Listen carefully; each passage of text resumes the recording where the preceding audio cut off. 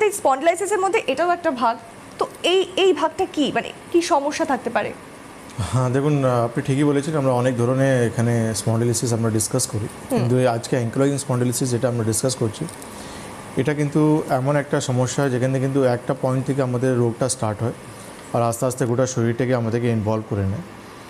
আমরা ডেইলি একটা সাবজেক্ট আমরা ডিসকাস করি, টপিক ডিসকাস করি, আমরা বোঝানোর চেষ্টা করি আমরা যে সমস্ত রোগ এক ক্যাটেগরিতে আসে না, সেটা অস্টিওআর্থ্রাইটিস হোক, রুমেটয়েড আর্থ্রাইটিস হোক, অ্যাঙ্কেল স্পন্ডিলিস হোক বা সার্ভাইকাল স্পন্ডিলিসিস হোক বা লাম্বার স্পন্ডিলিসিস, যে কোনো হাড়ের সমস্যা একটা ক্যাটেগরি আসে না।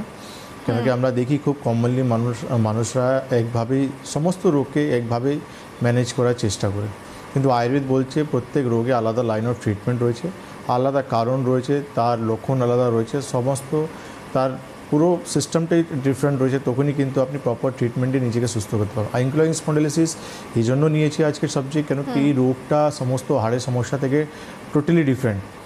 কেন কি এই রোগটা এমন একটা রোগ যেখানে কিন্তু প্রপার ট্রিটমেন্ট বা প্রপার প্রোটোকল বা প্রপার ডায়াগনোসিস না হলে একটা মানুষ পুরোপুরি পঙ্গু হয়ে যেতে পারে, তার লাইফস্টাইলটা পুরোপুরি কিন্তু বিছানা পর্যন্ত চলে যেতে পারে। কেন কি এই রোগটা স্টার্ট হয় আমাদের সেক্ট্রালিক জয়েন্ট থেকে, তারপর আস্তে আস্তে আমাদের স্পাইনে বেড়ে যে আমাদের যেটা স্পাইনে যে হাড়গুলো রয়েছে 33টা হাড়, সমস্ত হাড়গুলোকে ইনভলভ করে নেয়, তারপর শরীরের বাকি যে জয়েন্টসগুলো আছে, বিগ জয়েন্টস, স্মল জয়েন্টস, সমস্ত জয়েন্টসকে ইনভলভ করে নেয়। বেসিক্যালি দুটো জয়েন্টসের মাঝখানে যে গ্যাপগুলো থাকে, সেই গ্যাপ থাকার জন্য কিন্তু আমরা ফ্লেক্সিবিলিটি আমাদের থাকে, আমরা ঘাড় ঘোরাতে পারি, আমরা ওঠা বসা করতে পারি বা হাঁটু ফোল্ড করে আমরা মাটিতে বসতে পারি। এই গ্যাপগুলো যখন আমাদের ফিল আপ হয়ে যায়, ক্যালসিফাইড হয়ে যায়, তখনই কিন্তু এই রোগটা আমাদের তৈরি হয়, যেটা আমরা স্পাইনে দেখি। যখন একটা সময় পর আমরা এমআরআই রিপোর্ট করি বা এক্সরে রিপোর্ট করি, সেখানে দেখা যায় যে পেশেন্টের স্পাইন যেটা রয়েছে ওটা পুরোপুরি বাম্বু স্পাইন মতন হয়ে গেছে, মানে মাঝখানে কোনো গ্যাপ নেই। সেই জন্য এই পেশেন্টকে আপনারা ইজিলি রাস্তায় আপনি হাঁটলেই দেখতে পারবেন, বুঝতে পারবেন যে এই মানুষটা কিন্তু অ্যাঙ্কিলোজিং মতন হয়ে গেছে। কেন তার বডির সামনের দিকে ফরওয়ার্ড একটু ঝুঁকে যাবে, সে যখন হাঁটবে স্লো ছোটো ছোটো স্টেপ নিয়ে হাঁটবে, সে তার স্পিডটা অনেকটাই কমে যাবে, দেখে আপনারা বুঝতে পারবেন যে এই পেশেন্টটা কিন্তু অ্যাঙ্কিলোজিং স্পন্ডিলোসিসে আক্রান্ত হয়ে গেছে। একদমই, আমি লক্ষণগুলো জানতে চাইবো, কিন্তু তার আগে জানবো যে কোন কোন এজের মানুষদের এই অ্যাঙ্কিলোজিং স্পন্ডিলাইসিসটা বেশি হয়। অ্যাঙ্কিলোজিং স্পন্ডিলাইসিস আমরা দেখি খুব কম বয়স থেকে মানুষ আক্রান্ত হয়ে যায়, মিডল এজ আর খুব কম বয়সে মানুষ আমরা দেখি অ্যাঙ্কিলোজিং স্পন্ডিলাইসিস মতন রোগ থেকে আক্রান্ত হয়ে যায়। আচ্ছা, মানে মোটামুটি কোন এজ থেকে তাহলে ধরা যেতে পারে?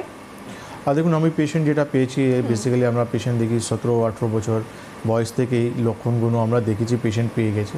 তারপর এবার যখন 17-18 বছর থেকে আপনি সিমটমস দেখতে পাচ্ছেন বা রোগ থেকে আক্রান্ত হয়ে গেছেন, তার মানে ইট মিনস তারপর তো ফ্লো অন চলতেই থাকবে। একদম একদম।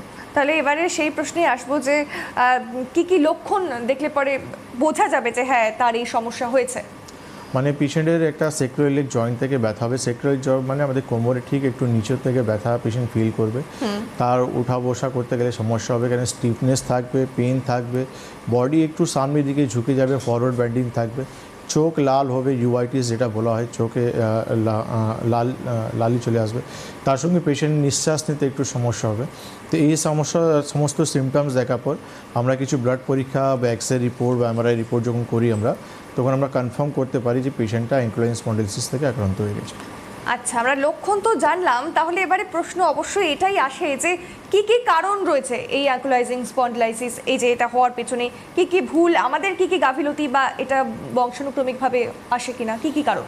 দেখুন, এটা অ্যাঙ্কিলোজিং স্পন্ডিলাইসিসের জেনেটিক একটা কারণ হতে পারে, যে ফ্যামিলি কারো রয়েছে, সেখান থেকে নেক্সট জেনারেশন ক্যারি ফরওয়ার্ড করতে পারে।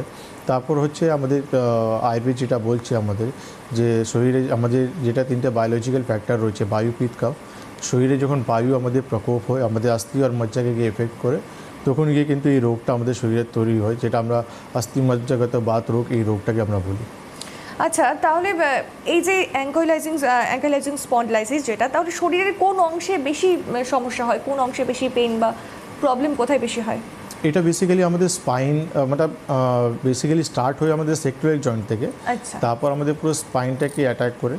তো যত জয়েন্টসগুলো রয়েছে আমাদের শরীরে, বিগ জয়েন্টস, স্মল জয়েন্টস, যত জয়েন্টসগুলো রয়েছে সমস্ত জয়েন্টকে গিয়ে আস্তে আস্তে অ্যাটাক করে। স্টার্ট হচ্ছে সেক্রোইলিক জয়েন্ট থেকে, মানে কোমরে ঠিক নিচন থেকে স্টার্ট হচ্ছে, আস্তে আস্তে পুরো স্পাইনটাকে অ্যাটাক করছে। তারপর আমাদের যে বিগ জয়েন্ট স্মল জয়েন্ট, মানে বিগ জয়েন্টস বলতে গেলে যেখানে আমাদের হিপ রয়েছে, আমাদের হাঁটু রয়েছে, স্মল জয়েন্টস বলতে গেলে হাতের অঙ্গুলগুলো যেটা রয়েছে, রিস্ট রয়েছে, আমাদের এই স্মল জয়েন্টসগুলো রয়েছে, এই সমস্ত জয়েন্টসগুলোকে কিন্তু আস্তে আস্তে পুরো ইনভলভ করে নেয়। আচ্ছা, আমরা এই বিষয়ে আরো